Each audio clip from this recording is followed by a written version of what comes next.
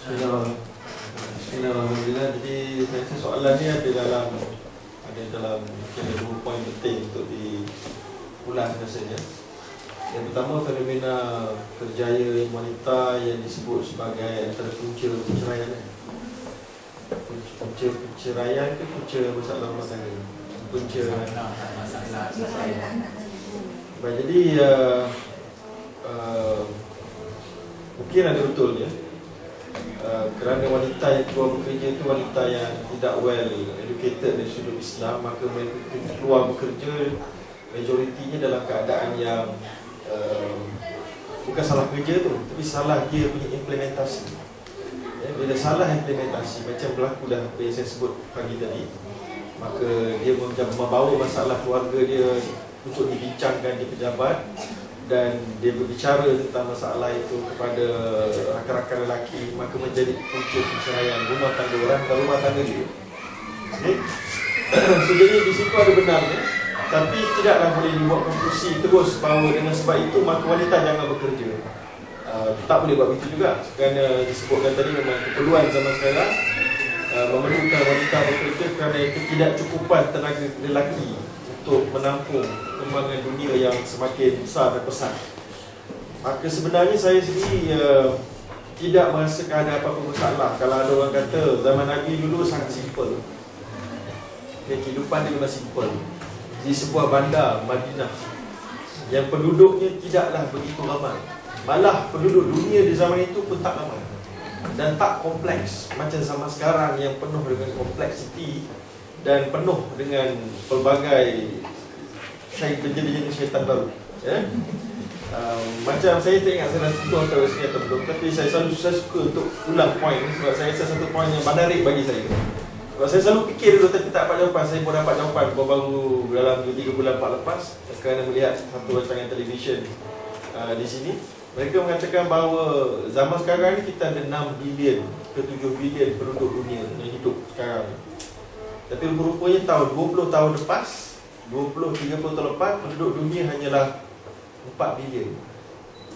Okey? Dan ketika tahun 50-an atau 40-an, penduduk dunia hanyalah 3 bilion. So penduduk dunia bertambah dengan bertambahnya masalah dan kompleksiti. Okey? So jadi zaman Nabi dulu maknanya taklah 7 bilion. Saya dulu ingat betul, dia zaman Nabi 7 bilion. Dia macam 6 bilion ke zaman Nabi dulu. Dia hidup kat mana rupa-rupanya tak. Maknanya zaman Nabi dulu penduduk dunia tak sampai 6 bilion macam sekarang. Malah tahun 50-an pun lebih sikit. Sebabnya mereka mati awal. Mereka kajian yang disebut dalam rancangan dokumentari itu, mereka mati awal. So jadi mereka tak mempunyai lebih daripada 2 orang anak biasanya, ataupun 3 orang anak meninggal, mak bapak meninggal habis, tak ada seterusnya. Maka berlaku revolusinya adalah ketika mana tahun 60-an, ketika mana perubatan mendapat satu anjakan, lalu hidup menjadi panjang. Okey. Jadi tak apa, saya nak kaitkan itu, maknanya nak cuba bandingkan kehidupan zaman Nabi. Masalahnya keadaannya tidak menuntut wanita untuk keluar bekerja. Okey, zaman sekarang, zaman akhir zaman, wanita, zaman fitnah, wanita akan keluar bekerja. Ya, tapi betul, bukan itu maksudnya fitnah kita lagi besar daripada zaman fitnah Nabi. Tidak. Nabi punya zaman fitnah ada fitnahnya tersendiri. Zaman kita ada fitnah kita yang tersendiri. Fitnah kita yang tersendiri antaranya kerana wanita diperlukan untuk keluar bekerja. Maka banyaklah masalah yang berlaku kerana ramai yang keluar bekerja tidak menunaikan tanggungjawab yang sebaiknya semasa dia bekerja, dan menjadi punca masalah rumah tangga orang lain. Jadi sekarang ni itu soalan pertama. Jadi adakah betul atau tidak? Bagi saya pribadi, saya boleh bersetuju dengan sebab implementasi, bukan sebab salahnya keluar bekerja. Sebab para ulama semua dah bincang, mereka semua bersetuju mengeluarkan fatwa bahawa wanita boleh bekerja tapi dengan syarat. Syarat-syarat itu yang selalu dilupakan oleh orang ramai. Okay?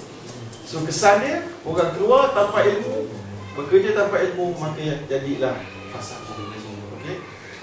Baik, jadi itu yang pertama. Yang soalan yang kedua, saya kira dalam satu soalan itu adalah, okey tak wanita bekerja kerana sebagai satu cara preventasi ataupun sebagai satu backup Kalau ada berlaku masalah dengan suami dia, antara suami meninggal ataupun bercerai, maka dia boleh hidup sendiri. Ataupun ada lebih yang buruk sikit, yang biasa orang perempuan sekarang sebut, iaitulah supaya boleh pegang duit sendiri. Itu biasa orang perempuan sekarang. Isteri saya bekerja dulu, tapi saya sudah berhenti kerja sebab saya rasa saya mampu tanggung habis semua sekali. Maka bila dia nak berhenti kerja, dia pergi survey dengan guru-guru lain, guru-guru perempuan yang lain. Guru-guru perempuan yang lain semua sebut perkara yang sama.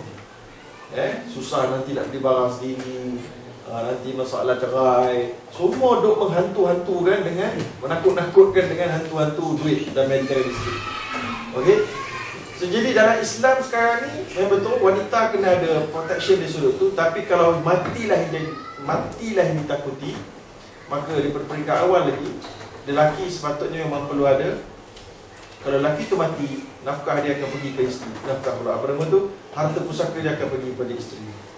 So apa yang suami uruskan akan pergi pada isteri, antaranya selain daripada anak-anak. Kalaulah rasa isteri itu betul-betul telah sacrifice, tak bekerja walaupun mampu kerana suami, dan kalaulah mati ditakuti, suami perlu awal dan buat surat wasi.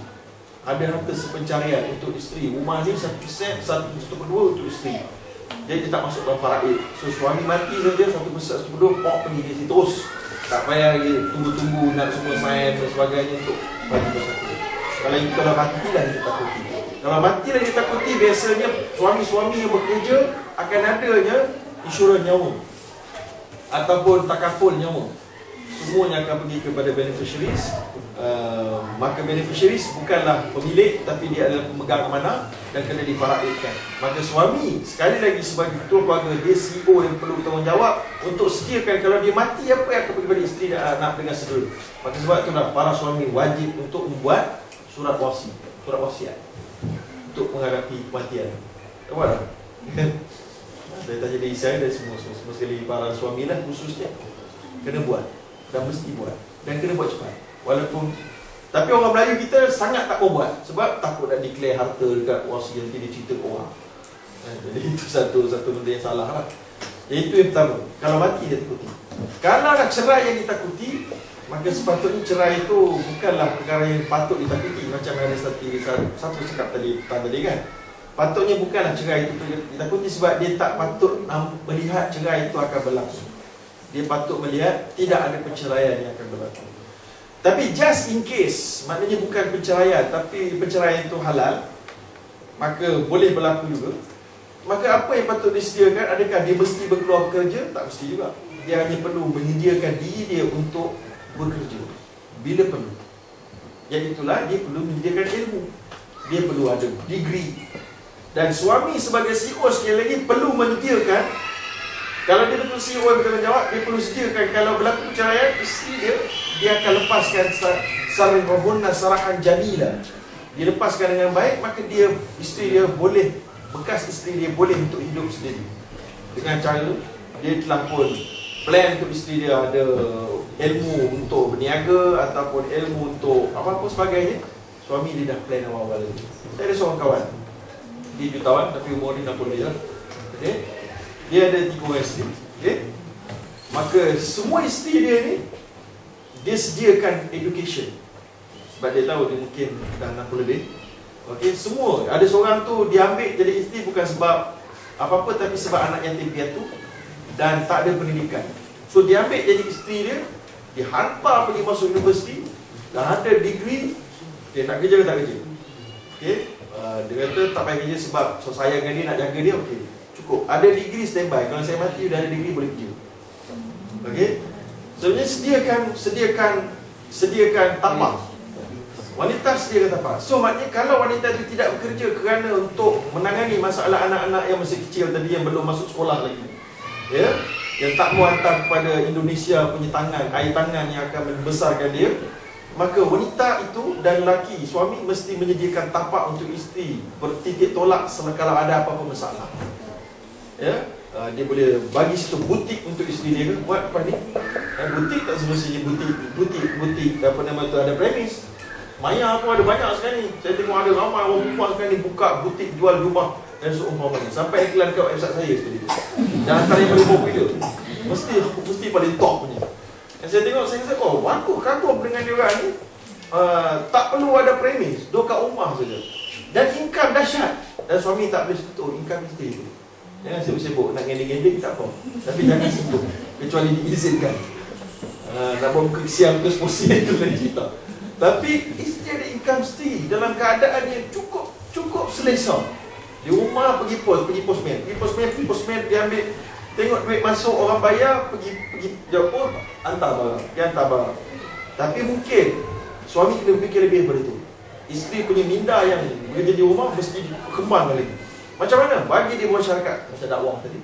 Bagi dia bermasyarakat dengan orang. Bagi dia fikir bukan masalah rumah saja, masalah ummah juga dia fikir.